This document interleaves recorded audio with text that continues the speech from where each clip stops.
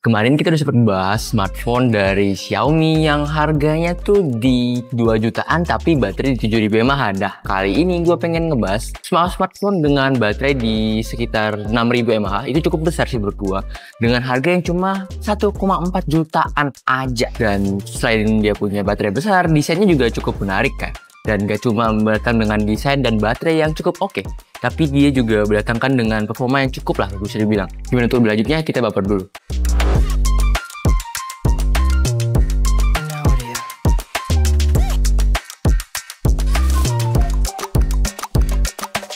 Ya, kita mulai dari desainnya ya. Smartphone ini sih datang dengan 3 varian warna, ada yang hijau, ada yang hitam, dan juga ada yang ungu gitu. Dan menurut gue sih hijau ini kalau kalian suka yang terang-terang sih ini cukup menarik ya.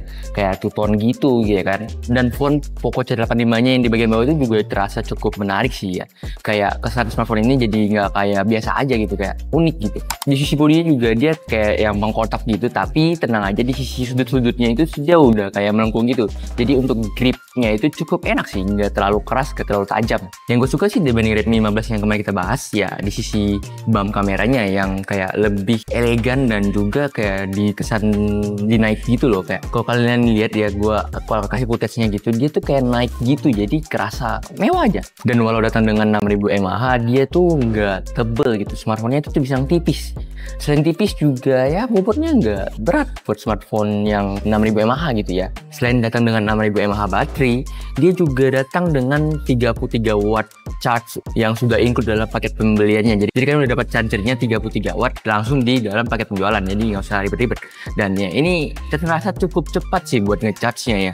Kita cuma butuh sekitar 1 jam kurang untuk ngecharge 6.000 mAh loh ini.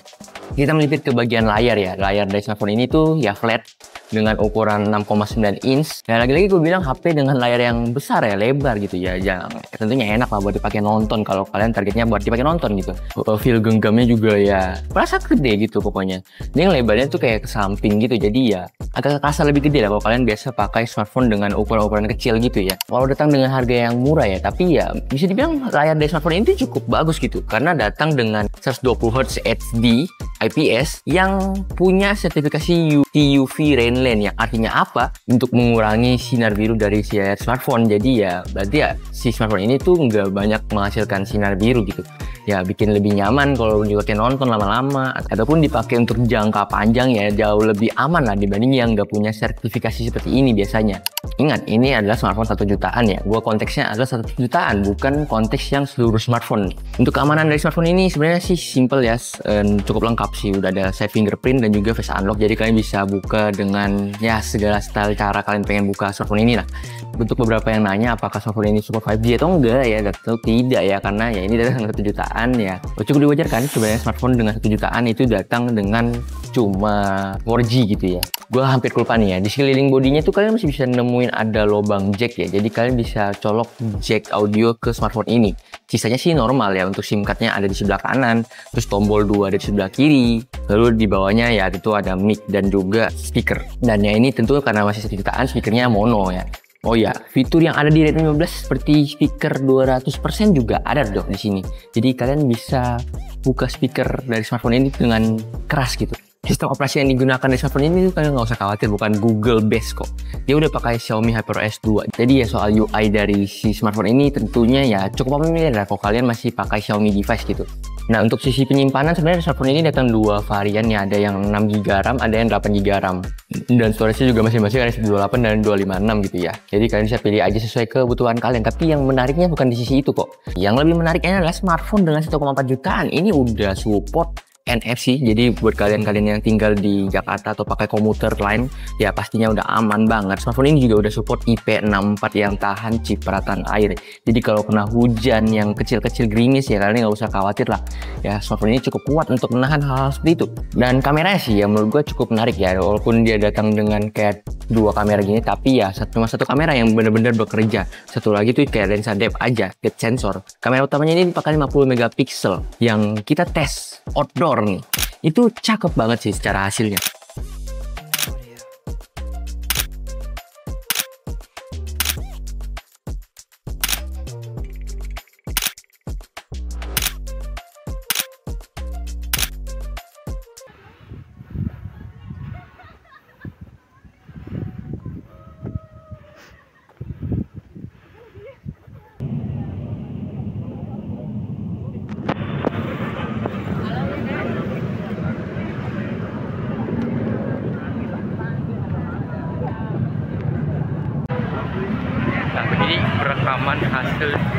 Poco C85 dalam perekaman malam. Menurut gue sih secara hasil warna ini cukup bagus ya.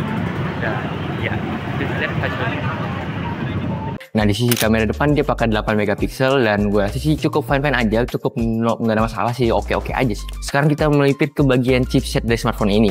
Poco C85 ini dia datang dengan Helio G81 Ultra yang sebenarnya bukan chipset baru, ini chipset sejuta umat sebenarnya yang sudah dipakai di beberapa lini smartphone lainnya. Yang ya so far kita pakai nge-game sih Mobile Legends atau apalagi HOK itu sih berlayar lancar aja, nggak ada masalah. Gue juga coba tes kayak maksain dia banyak multitasking gitu sambil nge-game terus multitasking. Ini masih berjalan normal, nggak nge-lag yang kacau parah gitu ya. Jadi ya bisa dibilang smartphone ini kalau kalian mau pakai buat ngojol pun ini cukup masih aman sih. Karena ya kecerahan dari smartphone ini sih juga terbilang nggak yang jelek-jelek banget, masih kelihatan jelas dengan maksimal brightness di 660 nitsnya dia ya. Jadi ya masih aman sih kata gue untuk dipakai dalam kondisi yang bener-bener terik cahaya. Karena gue ngetes nih, gue kondisinya lagi di outdoor banget dan ya itu kalian bisa lihat hasilnya kok. Nah buat kalian yang gamenya PUBG ataupun ya butuh gyroscope gitu ya, pasti nanya apakah smartphone ini udah ada? Tentunya nggak ada ya. Gyroscope-nya pasti masih yang digital gitu, jadi ya bukan yang fisik gitu. Jadi ya nggak ada gyroscope di smartphone ini gitu. Tapi ya dengan segala fitur-fiturnya di harga 1 jutaan sih gue udah nggak banyak request lagi sih. Kayak IP64 di smartphone 1 jutaan tuh udah cukup oke tuh.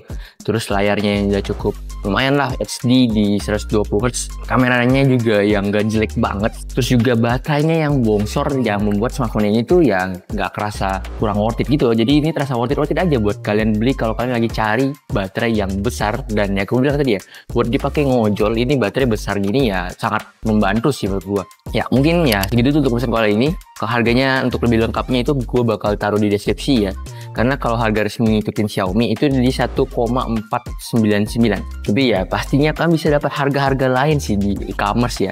Jadi ya kalian bisa cek aja sendiri nanti. Mungkin segitu dulu pesan gue kali ini. Like dan suka, subscribe channelnya. Kalau channel ini bermanfaat dan kasih tau gue apa lagi yang pengen gue bahas. Segitu dulu. Gue Matt dulu. Bye bye.